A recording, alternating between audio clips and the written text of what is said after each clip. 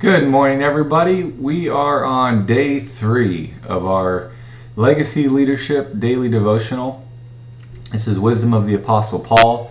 The last couple days, we looked at a new definition of leadership, part 1 and part 2. And today is the third and last part of this, which is part 3 of a new definition of leadership. We are examining a new approach to leadership that I call legacy leadership. The use of the word legacy is deliberate.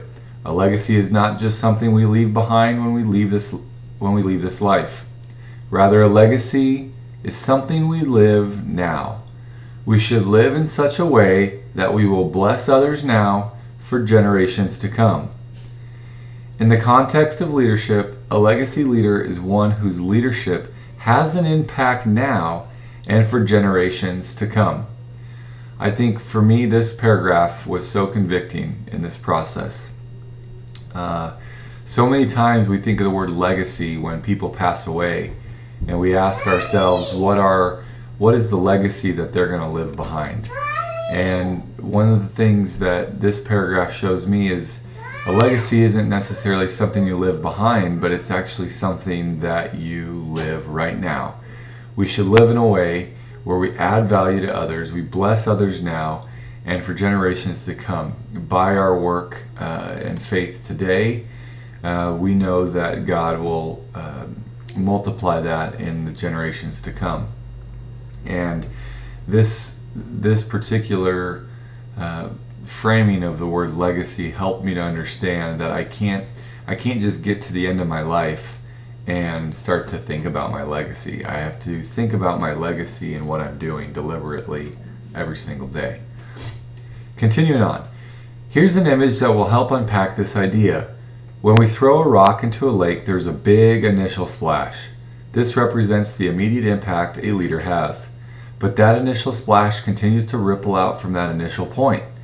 This represents the ongoing impact that a leader has for generations to come. We can see this ripple effect in Paul's relationship with the Thessalonians. Paul and his leadership team impacted the Thessalonians, who turned from idol worship to the living and true God. Then they became imitators of Paul and his team. That was the direct impact, the initial splash. But the impact didn't end there.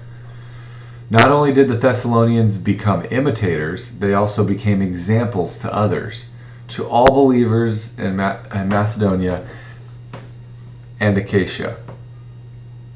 That's not how you say that. Achaia? Sorry, I don't know that word. A ripple begins, but it doesn't stop there. For the word of the Lord has sounded forth from you, not only in Macedonia or Achaia, but also in every place your faith towards God has gone forth, so that we have no need to say anything. The ripple effect demonstrates the main idea of legacy leadership. I call this process legacy logic. Legacy leaders are intentionally influencing others and understand that by doing so, they are developing leaders who will then imitate them. The initial wave of followers then become examples for others who they are intentionally influencing. Through this ongoing process, legacy leaders have an impact now, and the initial splash that ripples out and continues will have an impact for generations to come. That's a pretty significant little bit of information there, this thing called legacy logic. So it's understanding that when we go out and we're intentional about having relationships with others, and we build our relationships up that way, that legacy leaders will have that, and by doing that, they will actually develop other leaders. So it becomes a process or a chain of multiplication where if we do what we're called to do, if we focus on our personal growth, if we focus on our personal life mission that God has handed down to us, or as we pray and reflect through life, and it may change from time to time, but as we live that intentional life mission, we know that others are watching. I think this is so critical for me I've learned this, probably the best way I've learned this is with my children at home. It is so apparent that kids are sponges. They will pick up everything. And so my attitudes, my behaviors, my actions, my values, my attitudes, all of those things transfer onto my children. My 3-year-olds are pretty much terrible 2-3s for me most of the time, and my wife for that matter. But I think I've seen this more with my daughter now that she's getting older. As we've started to develop and mold some of her worldview with her, it's very clear that she's following me. She's trying to imitate what I'm doing. She's trying to imitate what she sees Christina and I doing. And one of the best examples I can see of this, and it just warms my heart, is that Christina just filled out Ryland's application to serve at CCV on the weekends in the fort to help out some of the coaches in there. And to me, I never would have guessed that my daughter at 8 years old would have had such a burning desire to help out at church.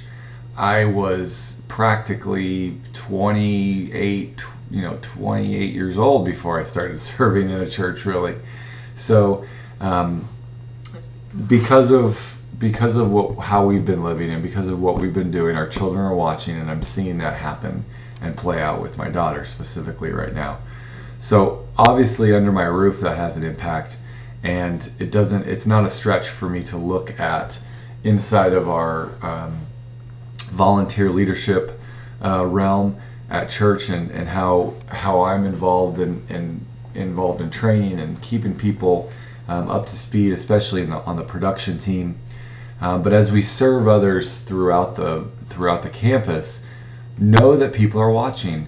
Know that a legacy leadership value has this thing called legacy logic, where we know that if you're intentionally doing this, people will watch and they'll do it themselves. Obviously through the context of a relationship. So keep this legacy logic in the back of your mind or the forefront of your mind, so that you know that there is a reason, or there's an outcome or an effect of your legacy leadership. Continuing on, legacy leadership is the process of intentional influence. It is leading with a purpose. As we've seen, the purpose of Paul's leadership was to change people's lives by leading them to walk worthy of the Lord and to please God, bearing fruit in every good work. Legacy leaders lead with this clear purpose in mind. It is the guiding framework for all they do and the criteria for measuring the effectiveness of their leadership. In fact, as we will see in this study, the real measure of a legacy leader's effectiveness is the changed lives of their followers. That's so true. We're going to talk about this a lot over the next few weeks and couple months, because we do want to measure our impact, and we can talk about a bunch of different metrics, but you'll see this as a reoccurring theme of some of this high functional leadership content. Legacy leaders' effectiveness is the changed lives of their followers. So let's reflect and act on these questions. Like I said, I think this concludes kind of this introductory section of the devotional. So this reflect and act section is a little repetitive. It says, in the first lesson plan, you identified the various spheres of influence that have been entrusted to you.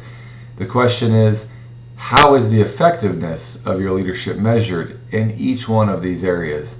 So again, my spheres that I outlined: under my own roof, the impact and influence I have there; within my church community, that's definitely one of the spheres.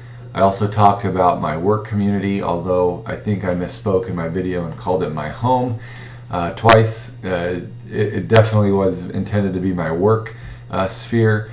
And then the fourth sphere that I've added in my reflection time, and I looked at my notes, I actually had it on there, was my community. And I specifically am looking at the sphere of influence on my street.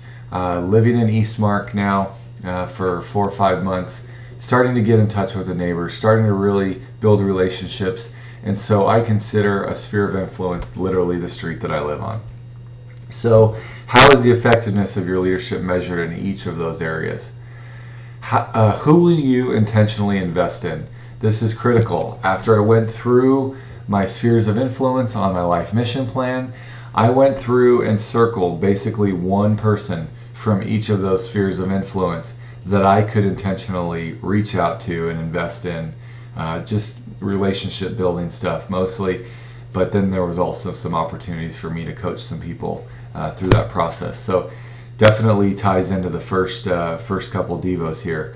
The last question, and you can kind of think about this, maybe reflect on it in a journal, or have this conversation with your spouse. This is definitely one that, if you're married, this is definitely one that will be a good conversation, because your spouse will have an opinion.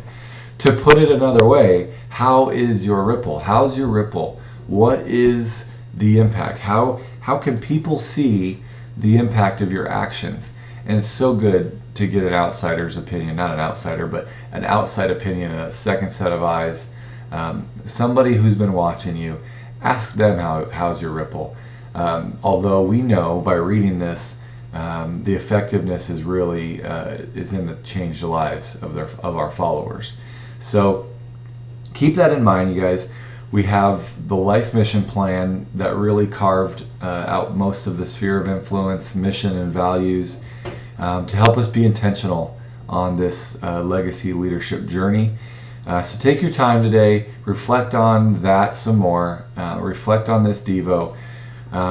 Again, the Thessalonians 1 verses 6 through 8 today really speak to how this process transpired in biblical times, and it's a great example of how you can see the impact and the fruit of the effort there. So keep that in mind, and certainly reflect on that. And I'm looking forward to tomorrow's Devo, where we get to turn the page and look a little bit deeper at another side of this. Until then, I hope you guys have a great Wednesday. If you have any questions, concerns, comments, definitely shoot them to me. If you want it to be one-on-one, that's perfectly okay. If you think your questions or your conversations can be helpful to the group, please respond via email, and I'll paste it to our Facebook group, or just respond in the Facebook group. It's up to you, depending on what medium's easiest for you. Questions are so welcome. If you guys have anything, let me know. Any comments or feedback, totally welcome. I appreciate everything you guys are doing, and I look forward to the next time we get to spend together on our daily devotional.